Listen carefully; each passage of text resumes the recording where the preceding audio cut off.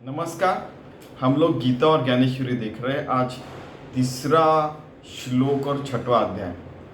आरुरुक्षोर मुनेर योगम कर्म कारण मुच्यते योगारूढ़स्य तस्यैव शमः कारण मुच्यते।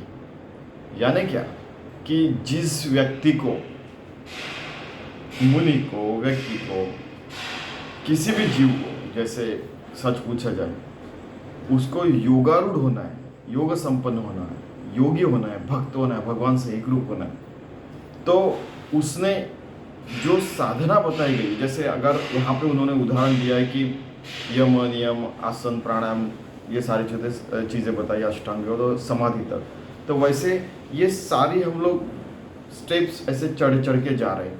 कई बार ऐसे होता है कि हमको 24 साल लगते हैं ये पूरे स्टेप्स करके और बाद में हम लोग समाधि तक पहुँचते हैं।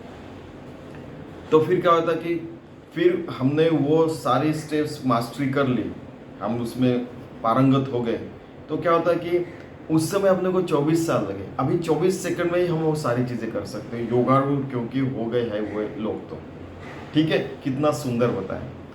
तो उससे क्या होता है कि योग प्राप्ति होने के बाद भी ये शम दम ये सारी चीज़ें हमको पालन करनी पड़ती है। जैसे साधक अपनी साधना करते हुए हरदम 24 साल तक वो साधक रहता है, उस समय उन्होंने जिस तरीके से वो साधना की वैसी साधना उसको ज़िंदगी भर करनी पड़ती है। नहीं तो क्या होता है, हम लोग किसी भी मार्ग में जा सकते हैं और वो ऐसे हो सकता है कि जो हमारे इसमें जो मास्टरी की है, हम लोग हर स्टेप चढ़ के, वो शायद हम लोग कालांतर में बुरे मार्ग में रखने के बाद, रहने के बाद हम लोग भूल सकते हैं। इसलिए अखंड साधन बताया गया है यहाँ पे।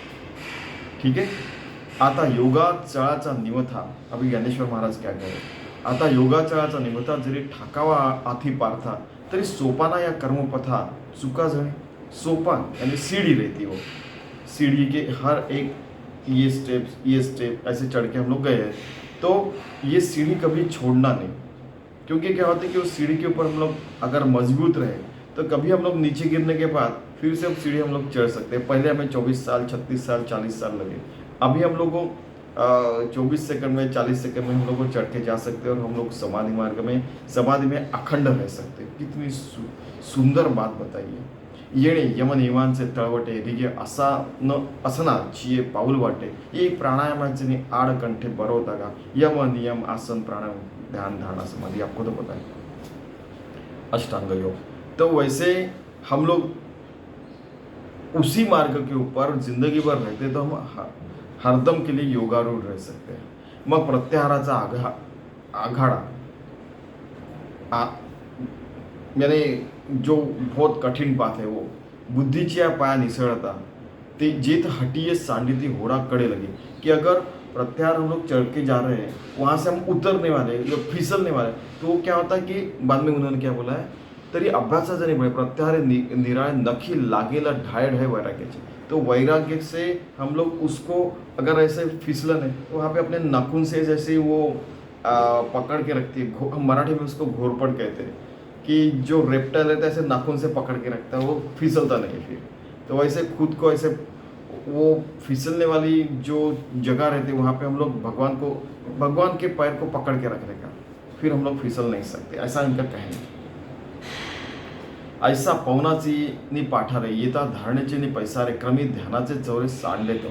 इसलिए हमारी साधना हरदम सुरू रखनी चाहिए। मग त्या मार्गाची धाव, पुरेला प्रवृत्तीची हाव जेथ साध्य साधना किंवा समरस्य हो, कि हम लोग साध्य क्या है, समाधि भगवान से एक रूप हो जाना। समाधि के भी परे भगवान, तो उससे एक रूप हो जाने का है, योगी बनने का, भक्त होने का। तो वहाँ पे अगर वहाँ जाके हम लोग मिल के आते हैं, मिले हुए भगवान से, तो क्या होता है कि जो साधना है वही साध्य भी है। भगवान जो साधनारत होकर हम लोग भगवान से मिल सकते हैं, वैसे ही साध्य भी है भगवान, क्योंकि हम लोग भगवान से अगर एक रूप हो चुके हैं, हरदम योगी अगर हम लोग हो चुके हैं, तो हम लोग उस समय अगर हम वहाँ पे हम लोग अखंडता से रहते हैं, ये ज्ञानेश्वर महाराज कह रहे हैं। तो पहले हमें 24 साल, 36 साल लगे, वो तो जन्मतः ही योगी थे, तो उन्होंने जल्दी कर लिया। 21 साल में उन्होंने समाधि भी ली, तो उसी समाधि अवस्था में उसी जगह रहते हैं, भगवान से योगी बन के रहते हैं। तो क्या होता है की येणे उपाय योगारूढ जो निरवधि झाला प्रवृत्त याची या चिन्हाचे निवाळू सांगे, तो वो हरदम वहाँ पे रहता है। तो ऐसा कहने के बाद श्री कृष्ण ने वो अर्जुन कहता कि मुझे वो कैसे करता है ये सारी चीज़ें मुझे जल्दी बताइए। यहाँ पे और एक शब्द है निरवधि। क्या होता है कि कर्म का चक्र तो आपको पता है कि हम लोग कभी बहुत अच्छी काम करते हैं, लेकिन वो अच्छे काम में ऐसे टैवणे वणे जैसे ये ऐसे ऐसे जो रहता है वहाँ पे सौवीं कड़ी रहती है, उसका नुकसान हो सकता है।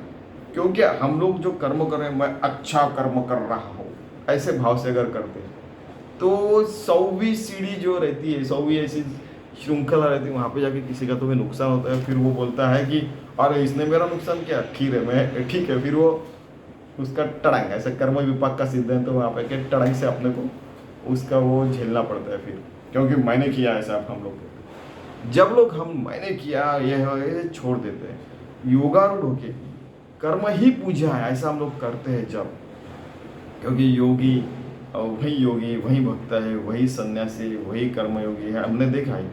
तो काम कर रहा है तो उसका फल प्राप्ति की इच्छा नहीं कर रहा है, और वो भी ये भी भूल जाता है कि खुद काम कर रहा है, भगवान का ही काम है, भगवान ही कर रहा है, ऐसा हो जाता है। तो उसका जो कर्म विपाक उसको लागू नहीं होता फिर निरवधि, तो उसके कारण किसी का नुकसान नहीं होता है, किसी का वध नहीं होता है, इसका मतलब किसी का नुकसान भी नहीं होता है। और ऐसा हम लोग उसको हार्मलेस क्रिएचर कहते थे 1992 में, और कुछ बच्चे कहते थे कि वो सर वो he is a harmless creature. Ashish, अरे कहने का मतलब है कि तू भी हार्मलेस है, वो कहते थे और हंसते थे फिर, और फिर वो मेरा टिफिन खा के भाग जाते थे यानी वो हम लोग सर पढ़ाते थे तो हम लोग वो सारे नोट्स वगैरह लेते थे।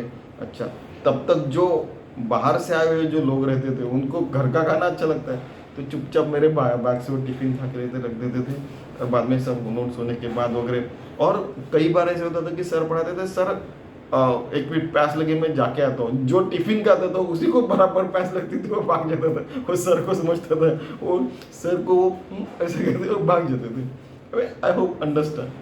तो कि हार्मलेस क्रिएचर यानी कि किसी का नुकसान न हो ऐसे हम लोग व्यक्ति बन जाते हैं, योगारूढ़ का मतलब ऐसा रहता है। ठीक है, तो इतनी सारी चीजें आती है कि इतना छोटा सा शब्द है योगारूढ़, योगी, भक्त, लेकिन उसमें कितनी सारी बातें छिपी हुई रहती है। तो वैसे हमें बनने का ऐसा ज्ञानेश्वर महाराज और श्री कृष्ण कह रहे हैं, और हमारा हम प्रयास शुरू रखेंगे।